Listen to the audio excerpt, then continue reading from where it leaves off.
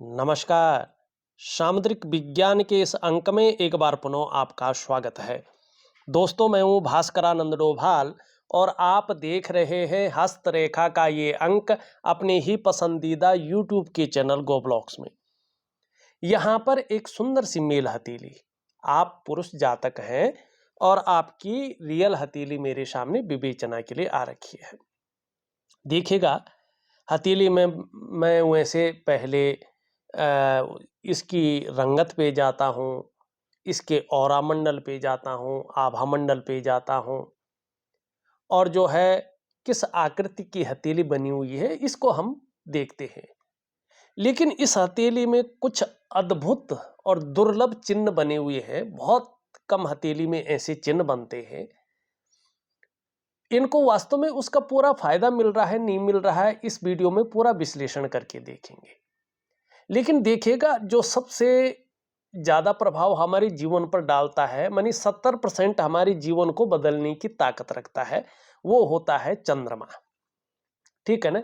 चंद्रमा क्या है? जल तत्व का कारक है और हमारे शरीर में 70% पानी है और इस धरती में भी जो है 70% जो है जल है।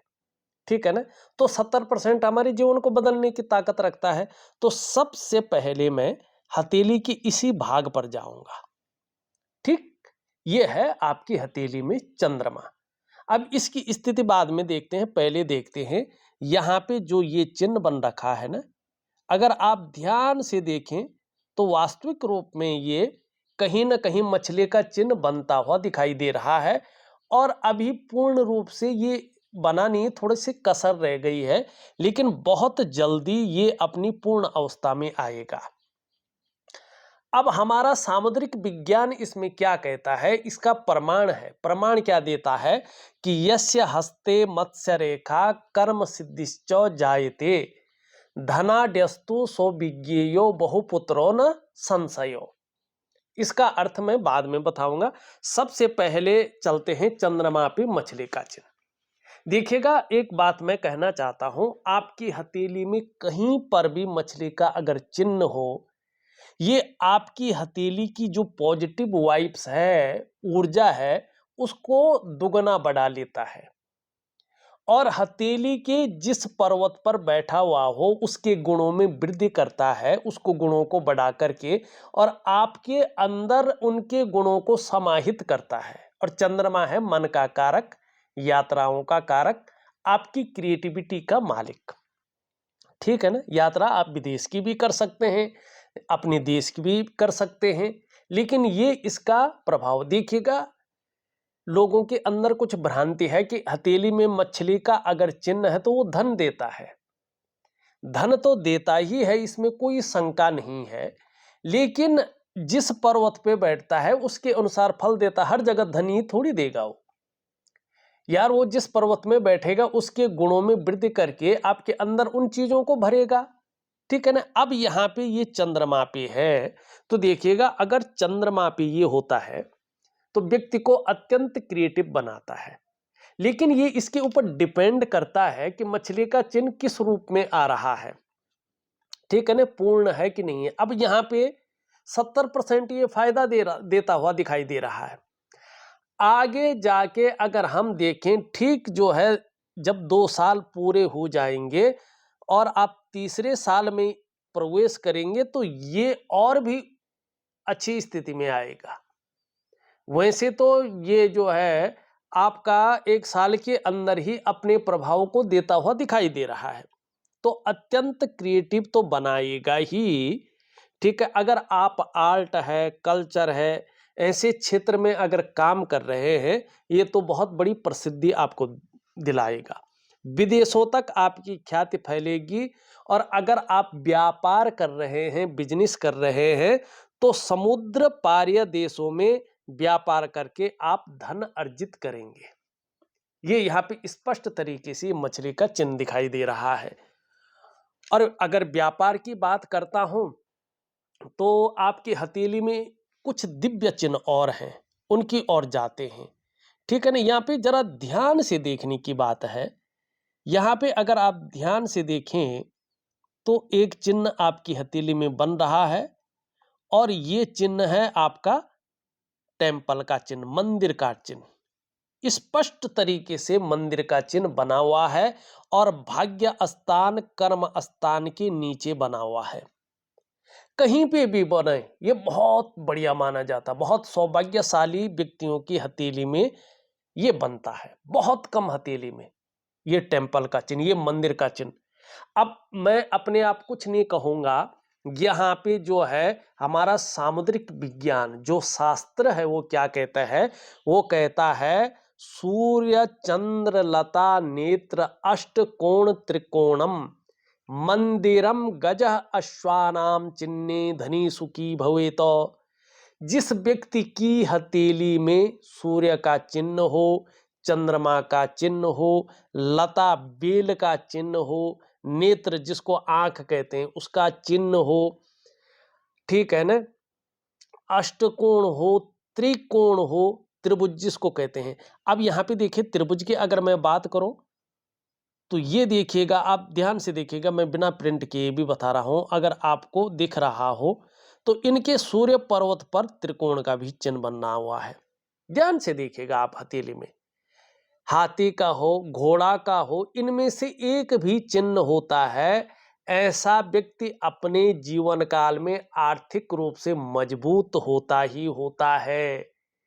सुख ऐसे व्यक्तियों को प्राप्त होता ही होता है, इसमें कोई संदेह नहीं करना चाहिए। अब ये त्रिकोण या मंदिर का चिन्ह होता है, कोई एक भी चिन्ह होता है, यहाँ पे तो दो दो बने हुए हैं, तो ये मनुष्य कुछ ऐसा कार्य करता है अपने जीवन काल में कि इसको पीढ़ी दर पीढ़ी याद रखा जाए। इसके जाने के बाद भी समाज इस शख्स को याद रखे कि ये कोई शख्स था। ऐसा व्यक्ति कूप है, बावड़ी है, तालाब है, धर्मशाला है, देवालय है, मंदिर है, गुरुद्वारा है, या हम इसको कहें कि गौशाला है, ऐसी चीजों का निर्माण करता है, धर्मार्थ चीजों का निर्माण करता है। माने ऐसी चीजों का निर्माण करेगा जिससे पीढ़ी दर पीढ़ी इस व्यक्ति को याद रखा जाएगा और कहीं ना कहीं जो है समाज में इसके जाने के बाद भी ये अमर रहेगा। वह पंच तत्व तो चले जाएंगे लेकिन व्यक्ति अमर रहेगा। अब यहाँ पे त्रिकोण, त्रिकोण भी बहुत स्पष्ट है, जरा देखिएगा। सूर्य पर्वत पे इसका प्रभाव पड़ रहा है, सूर्य के पर्वत से ये प्रभावित यहाँ पे स्पष्ट दिखाई दे रहा है। इसका क्या मतलब है, देखिएगा, कभी भी हो सूर्य पर्वत पर त्रिकोण होने का मतलब होता है कि व्यक्ति बहुत ज्यादा इंटेलिजेंट है, समझदार है, शार्प माइंड वाला व्यक्ति है। ये क्या करता है कि व्यक्ति को बुद्धिमान बनाता है, कला का पारखी और सिद्धहस्त बना लेता है। सूर्य पर्वत पर इस निशान का होना धनी होने की सूचना देता है कि आने वाले समय में व्यक्ति अपने जीवन काल में अच्छा खासा धन कमाने वाला है और कहीं ना कहीं जो है संभव है, असंभव नहीं है कि करोड़पतियों की सूची में अपना स्थान बनाएगा। चाहे ये व्यक्ति पैतृक रूप से कितना भी निर्धन हो, आर्थिक संपन्न ना भी हो, तो भी अपनी प्रतिभा के बल पर अच्छा खासा धन और बड़ी प्रसिद्धि को कमाएगा। एक चिन्ह और निकल रहा है, ऐसा ही दिव्य चिन्ह इसी से मिलता जुलता। अब यहाँ पे देखिएगा थोड़ा शनि पर्वत को अगर ध्यान से हम देखें तो ये इस प्रकार से जा रही है एक रेखा और ये इस प्रकार से यहाँ पे जाता हो दिखाई दे रहा है। अभी तो पूरा नहीं बना ये, लेकिन ये कहीं ना कहीं एक पद्म का चिन्ह बनता हुआ स्पष्ट दिखाई दे रहा है कि व्यक्ति के इसमें पद्म का चिन्ह बन रहा है। अभी पूर्ण नहीं हुआ, कम से कम इसको पूर्ण होने में 2 साल लगेंगे। अब 2 स्थितियां हैं यहाँ पे, जरा ध्यान से समझेगा। या तो ये पुष्ट होगा, ये तो ये बिगड़ जाएगा, ठीक नहीं होगा, ठीक है, अपना फल देगा ही नहीं। अगर पुष्ट हो गए, अपुष्ट होने के लिए क्या करना है, दिव्य योग ध्यान क्रिया करनी है, दिव्य सूर्य क्रिया करनी है। क्यों करनी है, क्या मतलब है इसको करने का, देखिएगा। आपका जो शरीर है ना उसमें अष्ट चक्र मौजूद है। वैसे 114 चक्र है, लेकिन अष्ट चक्रों चक्रों की बड़ी महिमा है। और उसमें से भी 7 मेजर जो चक्राज हैं वो इस प्रकृति में मौजूद भगवान सूर्य के चक्रों के साथ परस्पर तालमेल में रहते हैं। तो उनको परस्पर तालमेल में जब हम बिठा लेते हैं, 5 तत्वों को एक सीध में कर लेते हैं, तो इसके लिए क्या करना है? पूजा पाठ या मंत्र जाप से ये चीजें नहीं होती हैं। ये चीजें होती हैं क्रियाओं से, क्योंकि वो प्रकृति के तत्वों के साथ परस्पर आपके तत्वों को मिलाती है, आपकी दिनचर्या को सुधार लेती है, आपके जीवन में जो आपको बहुत जरूरी चाहिए वो चीज दिलाती हैं, जिससे आपकी तरंग इतनी पॉजिटिव हो जाए कि ब्रह्मांड आपके लिए काम करना शुरू कर ले। लेकिन इतना जल्दी भी ब्रह्मांड किसी के लिए काम नहीं करता है। ब्रह्मांड की ताकतों को खींचने के लिए आपका ऑरा मंडल, आपका आभा मंडल, आपका जो है तरंग, आपका अष्टाचक्र, आपके पंच महाकोश, आपके 5 ज्ञान इंद्रियां, आपके पंच कर्म इंद्रियां, ये सब कहीं ना कहीं आपके लिए काम करती हुई दिखाई देनी चाहिए। ठीक है ना? प्लेनेट की बात तो दूसरी आती है। लेकिन व्यक्ति अपने योग के बल से, योग के तप से, इसीलिए योग भारतीय संस्कृति का बहुत प्राचीन से लेकर के अब तक जो है उसमें भी जो है अष्टांग योग की बड़ी महिमा है। ठीक है ना? इसीलिए बताया गया है, इसीलिए इसकी संस्कृति रही है। अब यहाँ पे ये पद्म का चिन्ह बन रहा है, ये अगर पुष्ट बन गया और आप मैन्युफैक्चरिंग में कोई फैक्ट्री डालें या उत्पादन संबंधी कोई बड़ा काम करें, उत्पादन या धातु संबंधी, तो आपको बहुत बड़ा लाभ मिलेगा। कब मिलेगा? जब ये पुष्ट और सुंदर अवस्था में दिखाई देगा। देखिएगा, मैं स्पष्ट कह रहा हूं, वास्तविक रूप में ये होता है।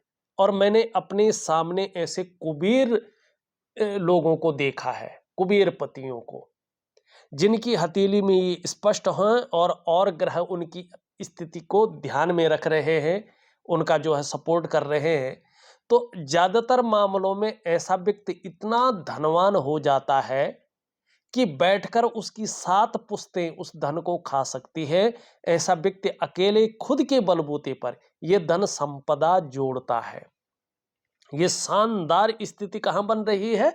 आपकी हथेली के भाग्य स्थान पर। अब एक चीज हम जो है और देखेंगे, अगर आप ध्यान से देखें इस चीज को, तो एक दो चीजें देखता हूं, फिर मैं राजयोग देखता हूं, फिर एक चीज देखता हूं कि वास्तव में कमी क्या है हथेली में। 3 मेजर कमियां इस हथेली में है।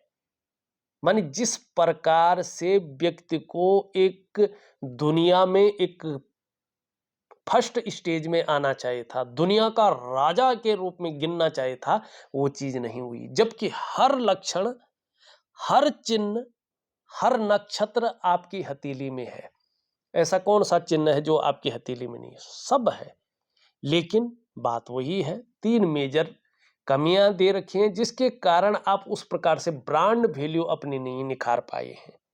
कुछ भी कहो, दोनों हाथों में यहाँ पे देखें तो जौ का आकार बन रहा है स्पष्ट। यहाँ पे इतना नहीं दिखाई दे रहा है, लेकिन मैंने उसको बारीकी से देखा जो, और आपकी जो है फोटो भेजी हुई है, दोनों में बन रहा है। दोनों जो है हाथों की उंगलियों में, अंगूठे में जौ का चिन्ह है। अब देखिएगा, ऐसे ही नहीं कहूंगा मैं, इसका प्रमाण दूंगा कि शास्त्र में वास्तव में क्या लिखा है। हवा में बात कभी नहीं की जाती है। अगर आपने पढ़ाई लिखाई कर रखी है जिस चीज में, तो कहां पे क्या लिखा हुआ है ये आपको मालूम होता है। तो हमारे सामुद्रिक विज्ञान में लिखा है, अंगुष्ठ मध्य पुरुषस्य यस्य विराजते चारु यवो यशस्वी स्ववंश भूषा सहिता विभूषा योषा जने रथ गणेश चौ मर्त्य। जिस पुरुष के अंगूठी के बीच जौ मानी यव के समान सुंदर आकार होते हैं, ये व्यक्ति अपने जीवन काल में यश पाने वाला होता है, यश जरूर मिलता है। ये मनुष्य अपने वंश में भूषण तथा आभूषण और स्त्री जन, ठीक है ना, आप समझ गए होंगे, तथा धन से युक्त होता है। ये बहुत भाग्यशाली लक्षण है दोनों हथेली में, ठीक है ना। अब मैंने इसके बारे में भी बता रखा है, यस्य हस्ते मत्स्य रेखा कर्म सिद्धिश्चो जायते धनाढ्यस्तु सो विज्ञेयो बहुपुत्रो न संशयो। अब इसके बारे में भी लिखा हुआ है कि पद्म चापि खगम च अष्टकोणादि दृश्यते स्त्रियश्च पुरुषापि धनवांस सुखी नर। जिसके हाथ में कमल धनुष तलवार अष्टकोण आदि चिन्ह दिख पड़ते हो, चाहे वो स्त्री हो अथवा पुरुष हो, ऐश्वर्य से युक्त जीवन जीते हैं। तो हर चिन्ह है ना। और इसका संस्कृत में जो श्लोक लिखा गया वो भी मैंने बता दिया है आपकी हथेली के अनुसार। एक चीज और देख लेते हैं इसमें, अगर आप ध्यान से इन चीजों का अवलोकन करें तो वास्तव में समझ जाएंगे कि क्या है। ये आपका बुध का पर्वत है। अब पर्वत पे अभी नहीं जाऊंगा, इसमें देखेंगे आप तो 4 जो स्पष्ट हैं। ऊर्ध्व रेखाएं कनिष्ठा के मूल में बृहस्पति के पर्वत में स्थित है। दीक्षा दानम यथा धर्म पद्धवी सुखमेव चो विद्यामाना पमानो चो अंगुल्या मूल स्थिता, स्पष्ट लिखा गया है। क्या है? ऐसा व्यक्ति बुढ़ापे के अंतिम क्षण तक अपने हाथ का पैसा अपने पास रहता है, किसी के ऊपर डिपेंड नहीं रहता है। ऐसे व्यक्ति की जो कम्युनिकेशन स्किल्स है वो बड़ी तीव्र रहती है। इसके कारण व्यक्ति सफलता की स्थिति को पाता है। ऐसा व्यक्ति अपने अंदर सेवा भाव रखता है, 2-4 भाषाओं का ज्ञाता होता है, बोलना नहीं भी जानता हो समझना जानता है, ठीक है ना। और 4 रेखाएं हो तो ऐसा व्यक्ति की अंदर नॉलेज बहुत अच्छी होती है, किसी खास चीज का पंडित विशेषज्ञ आत्मज्ञानी और बुद्धिमान होता है, ये निश्चित हो। और व्यापार की गहरी समझ रखने वाला होता है। अब व्यापार की हमने बात कर ही ली तो एक रेखा को, बड़ी इंटरेस्टिंग हथेली है, मजा आ रहा है इसका विश्लेषण करने में, ठीक है ना। क्यों आ रहा है? क्योंकि भगवान ने, ऊपर वाले ने इस हथेली में हर चिन्ह हर रेखा को दे रखा है, एक दूसरे से मिलान करती हुई। बहुत देखिएगा, मैं निश्चित तौर पे कह रहा हूं, जिस व्यक्ति का प्रारब्ध बहुत पुण्यदायक होता है ना, मानी पूर्व जन्म में जो व्यक्ति बहुत पुण्य और उच्च कर्म करता है ना, निश्चित तौर पे उस व्यक्ति को 84 लाख योनियों में भ्रमण नहीं करना पड़ता है। ये व्यक्ति पुनः जो है मनुष्य योनि में उत्पन्न होता है और उसकी हथेली में निश्चित तौर पे वो चिन्ह उभरते हैं कि ये माना जा सकता है, जो अगर अच्छी तरह से हथेली देखना जानता हो वो एकदम बताएगा कि ईश्वर की वास्तविक कृपा, जो साक्षात कृपा है किसी संत की, किसी ज्ञानी की, ईश्वर को मानने वाले व्यक्ति की, ये इनके ऊपर आशीर्वाद है, ठीक है ना।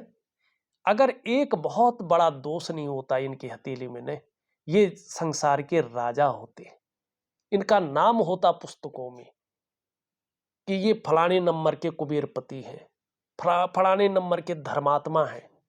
निश्चित तौर पर मैं गारंटी के साथ कह रहा हूं, इन्होंने कुछ नहीं बताया अपने बारे में, न सवाल किए हैं, लेकिन हथेली इतनी दिव्य और भव्य है, अद्भुत है, ठीक। और वो पूर्व जन्म के पुण्य कर्मों से होता है। या व्यक्ति ऐसे तभी जो है ऐसे परिवार में जन्म लेता है, ऐसी बुद्धि व्यक्ति के अंदर होती है, हथेली में ऐसे लक्षण होते हैं जब व्यक्ति ने अपना प्रारब्ध जो है स्वर्ण के अक्षरों से लिखा हुआ हो, ठीक है ना। अब ये जीवन की रेखा है आपकी, अगर मैं यहां पे देखूं,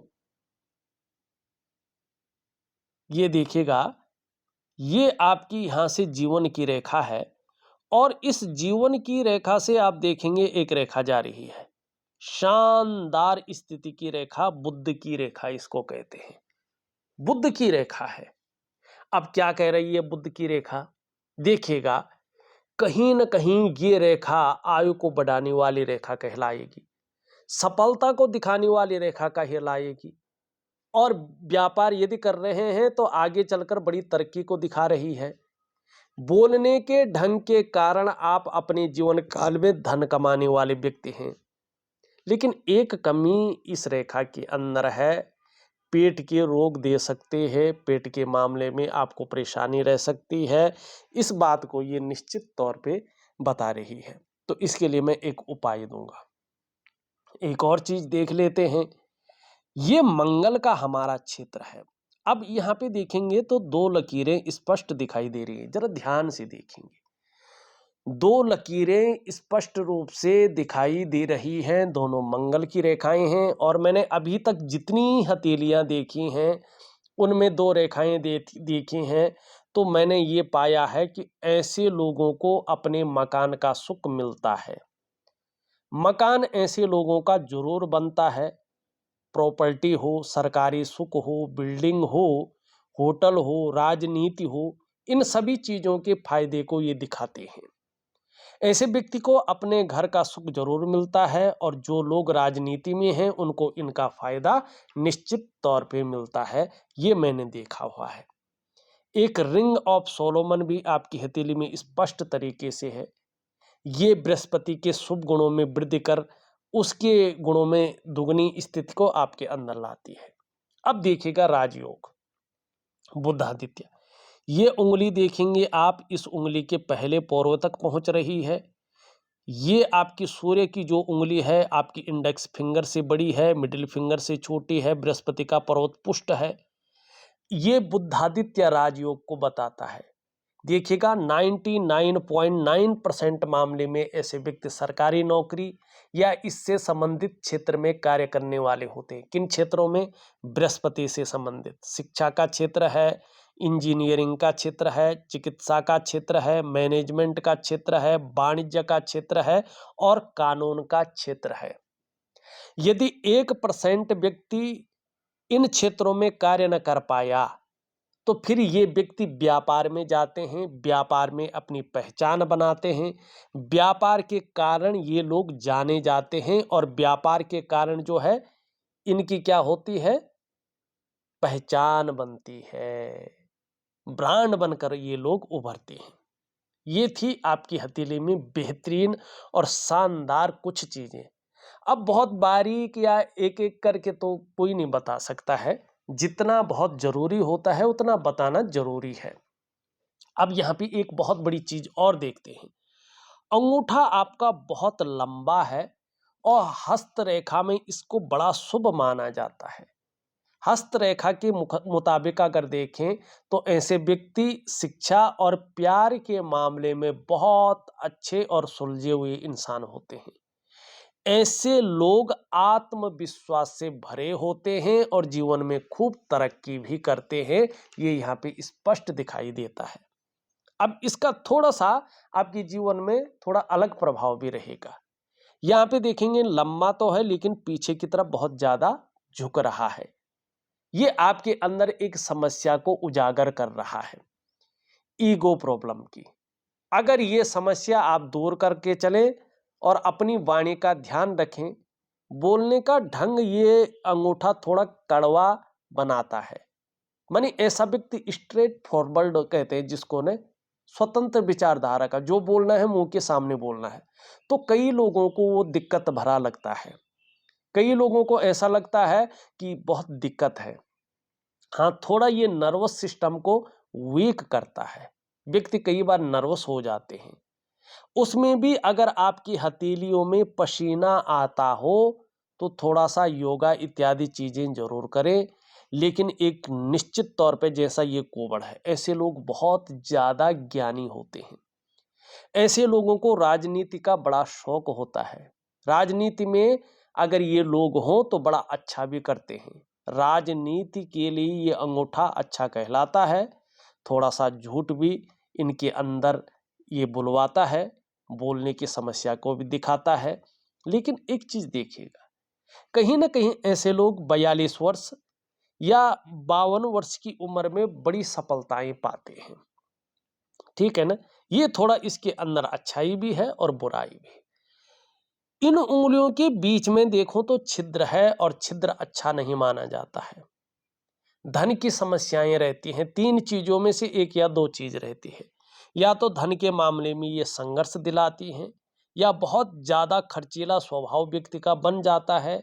आता तो है खूब, लेकिन स्टोर नहीं कर पाता, व्यक्ति बचा नहीं पाता, आता है और चला भी जाता है। ठीक है ना। तीसरा, यह धन के महत्व को समझते ही नहीं है, इस प्रकार की चीजों को ये देता है। ठीक है।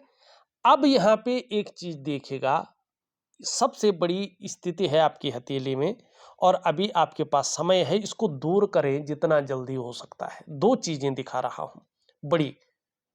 निश्चित तौर पे अगर ये आपने दूर कर लिया तो आप जीवन में देखो बहुत बड़ा करके जाएंगे, बहुत बड़ा, जो आपने अभी तक अपने अंदर दबा रखा है। जबरदस्त रूप में पीढ़ी दर पीढ़ी लोग याद करेंगे, आपके जाने के बाद भी सदैव आपको याद रखा जाएगा। ऐसे महापुरुषों की श्रेणी में आप आ सकते हैं। दो चीजें हैं, इनको थोड़ा सा जो है ठीक करके चले, सुधार के चले। बृहस्पति देखिएगा, कहीं ना कहीं अगर बारीकी से देखें तो शनि की तरफ दृष्टि गोचर कर रहा है, क्रूर ग्रह है। ठीक। और आपकी हथेली में ये रेखा करियर और धन की रेखा, जिसको भाग्य रेखा कहते हैं, उसको अगर देखें तो इस तरह से टूट टूट कर ये आगे बढ़ रही है। ये आपके जीवन में पितृदोष को बताता है, स्पष्ट तरीके से पितृदोष है। ठीक है ना। हो सकता है आपकी कुंडली में गुरु चांडाल योग या जो है वास्तु दोष, ये चीजें निकल रही हों, लेकिन आपकी हथेली में जो वास्तविक चीजें हैं वो पितृदोष यहाँ पे दिखाई दे रहा है। जब तक इस पितृदोष को आप सही नहीं करते हैं, तब तक वो स्थिति नहीं प्राप्त कर पाएंगे। अब पितृदोष को कैसे ठीक करें देखिएगा। पितृपक्ष जब आते हैं तो अपने कुल पुरोहित से हो या तीर्थ पुरोहित से हो, जिन तीर्थों में आप पितरों के निमित्त जाएंगे, और कुछ खास क्षेत्र है पितरों के लिए जहां तृप्ति मिलती है। तीन क्षेत्रों के बारे में मुझे जानकारी है, बाकी नहीं है, आप किसी से पूछे तो वो बता देगा। एक तो गया है, गया में पितरों को सीधा मोक्ष मिलता है। ठीक है ना। अगर भीड़ भाड़ की वजह से आप नहीं जा सकते हैं तो उत्तराखंड देवभूमि में गंगा तट के किनारे पे जो भागीरथी गंगा लेके आए थे अपने पितरों को जो है मोक्ष दिलवाने के लिए तप करके, तो वो गंगा हरिद्वार में जहाँ पे बहती है वहाँ पे नारायण शिला है, वहाँ पितरों की मोक्ष के लिए नारायण बलि की जाती है। तो एक तो वो है। दूसरा, इस भूमि में पूरी धरती में जो बैकुंठ धाम है, भू बैकुंठ जिसको कहते हैं, इस धरती का बैकुंठ, वो है अलकनंदा के किनारे भगवान बद्रीनाथ जी, ये भी उत्तराखंड में है। बद्री नारायण, बद्रीनाथ। ठीक है ना। वहां पे अलकनंदा के किनारे जो है एक ब्रह्म कपाली है, वहां पे पितरों के निमित्त नारायण बलि अगर आप करें तो आपके पितरों को मोक्ष मिलेगा। और बाई चांस आप पितृपक्ष में न कर पाए तो फिर आप किसी भी महीने की अमावस्या को ये चीजें कर सकते हैं, लेकिन गंगा के किनारे करें और उन स्थानों पे करें जहां पे पितरों को मोक्ष मिलता है, पितरों के निमित्त ही कार्य किए जाते हैं। निश्चित तौर पे आपका पितृदोष खत्म होगा और आप अपने जीवन काल में एक अच्छे स्तर पे पहुंच जाएंगे जहां आपके लिए लिखा गया है। दूसरा सबसे बड़ा दोष इस हथेली में क्या है, जरा ध्यान से देखिएगा। आप अपनी हथेली को देखें तो यहां पे रेखाओं का जाल बना हुआ है, और हथेली में रेखाओं का जाल बनना अच्छा नहीं माना जाता है। मानी कहीं ना कहीं आपके अंदर ऐसी ऊर्जा समावित हो गई है जो आपकी पॉजिटिव ऊर्जा को दबा रही है, और आपके जीवन में हर आयामों पे इसका प्रभाव पड़ रहा है, तमाम आयामों पे। सबसे पहला इसका जो प्रभाव पड़ता है वो आपके मन और मस्तिष्क पे पड़ता है। कहीं ना कहीं ये कंफ्यूजन की स्थिति, दुविधा की स्थिति देती है और उलझन की स्थिति देती है। कई बार तो लगता है पूरा जीवन ही उलझन में चला गया है, समझ में नहीं आता है, लगातार उलझा हुआ व्यक्ति ऐसे में रहता है। दूसरा इसका प्रभाव पड़ता है आपके स्वास्थ्य पे, चाहे वो शारीरिक हो या मानसिक हो, इसमें ये विकार देने की कोशिश करता है। तीसरा इसका प्रभाव पड़ता है आपकी आर्थिक सेहत पे। ये आर्थिक रूप से हमेशा व्यक्ति को दरिद्रता की ओर धकेलता है, आर्थिक रूप से व्यक्ति को बीमार करता है। चौथा इसका प्रभाव पड़ता है आपके रिश्तों पे। आपके रिश्तों का जो चरम सुख का भोग है उसके बीच में ये परिस्थितियां खड़ी करने का कार्य करता है, विशेषकर दाम्पत्य जीवन का रिश्ता, परिवार का रिश्ता और कुटुंब का रिश्ता। पांचवा और सबसे बड़ा प्रभाव इसका पड़ता है, तीव्र प्रभाव पड़ता है आपकी डेवलपमेंट पे, आपकी प्रोग्रेस पे। आपका जो सफलता का स्तर हो जाना चाहिए था उसके बीच में ये माइनस की ओर ले जाता है। देखिएगा, अगर आपको अपने स्वास्थ्य का, अपने आरोग्य का और अपने तंदुरुस्ती का बेहतर ध्यान रखना है तो मैं आपको एक दिव्य सूर्य क्रिया, एक दिव्य योग ध्यान क्रिया दे रहा हूं, ठीक है ना, और एक वनस्पति स्नान दे रहा हूं जिससे ये नेगेटिव ऊर्जा खत्म हो। तो इससे आपका जो स्वास्थ्य का मामला है, आरोग्य का है और तंदुरुस्ती का मामला है वो बेहतरीन रहेगा जब तक आपका जीवन रहेगा। ये नहीं कहूँगा बुखार भी नहीं आएगा, जुकाम नहीं लगेगा, छींक नहीं लगेगी, नहीं, लेकिन बहुत बड़ी प्रॉब्लम नहीं रहेगी निश्चित तौर पे सूर्य क्रिया और दिव्य योग ध्यान क्रिया के कारण और इसके कारण। दूसरा, रिश्तों का सुख आपको निश्चित तौर पे सपोर्ट मिलेगा जिससे मन प्रसन्न रहेगा और खुशनुमा माहौल जीवन में बना रहेगा। ये बहुत जरूरी है जैसे जैसे व्यक्ति की उम्र बढ़ती है। तीसरा, धन के मामले में कहीं ना कहीं आप सबसे बेहतरीन इंसानों में गिनती करवाएंगे अपनी, ये निश्चित तौर पे। आपका करियर और धन का जो मामला है उसमें स्थायित्व जरूर आएगा जिससे मन प्रसन्न रहेगा और खुशनुमा माहौल बना रहेगा। यात्राओं का शानदार लाभ मिलेगा, बच्चों की तरफ से सपोर्ट मिलेगा, उनकी तरफ से जो चिंताएं हैं वो धीरे धीरे खत्म हो जाएंगी।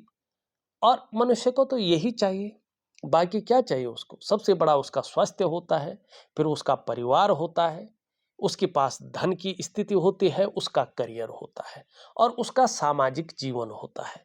तो ये सभी चीजें आप एक बेहतरीन स्थिति से चला सकते हैं और आपके जीवन में ये चीजें बेहतरीन रहेंगी। यहाँ पे देखेंगे बृहस्पति का प्रभाव जो है इस पे पड़ रहा है रेखा पे, तो चाहे आप व्यापार करें, चाहे आपका जो है नौकरी करें या कुछ और काम करें, समाज में एक अच्छा जीवन व्यतीत करेंगे।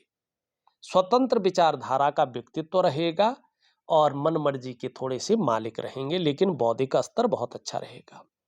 परिवार के प्रति समर्पण की भावना बढ़ेगी और इसका लाभ होगा। अभी ये कट कट के आगे बढ़ रही है, पितृदोष को खत्म करें तो आपको बेहतरीन लाभ होगा, इसके बारे में हमने बता दिया है। शुक्र का पर्वत देखें तो शुक्र का पर्वत थोड़ा भोग संबंधी भावनाओं को बढ़ा रहा है और कभी कभी हल्की फुल्की चिंताओं को भी दे रहा है, लेकिन आगे चलकर ये बेहतरीन स्थिति लाएगा। निम्न मंगल और उच्च मंगल दोनों बहुत अच्छे हैं, पराक्रम बहुत अच्छा रहेगा और एनर्जेटिक स्वभाव बना रहेगा। ईश्वर की बहुत बड़ी कृपा है आप पे, बहुत बड़ी कृपा, और अपने स्तर की सफलता आपने पाई है, इसमें कोई दो राय नहीं है। तो आपका बृहस्पति बहुत अच्छा है, शनि भी आपका बहुत अच्छा है, सूर्य की स्थिति भी बहुत अच्छी है, वाणी की ताकत भी बहुत अच्छी रहेगी। थोड़ा चंद्रमा का मैं हल्का उपाय दे रहा हूं और आपका केतु भी बहुत अच्छा है। प्रारब्ध तो अच्छा ही है देखा जाए तो। मैंने आपके हथेली का पूरा विश्लेषण करके आपको बता दिया है और जो उपाय हैं वो विधिवत तरीके से लिख करके और ऑडियो के माध्यम से भेज रहा हूं। आप करने की कोशिश करें, निश्चित ही बहुत बड़ा लाभ होगा। इस वीडियो में बस इतना ही। एक नई वीडियो के साथ पुनः उपस्थित होऊंगा, तब तक के लिए नमस्कार।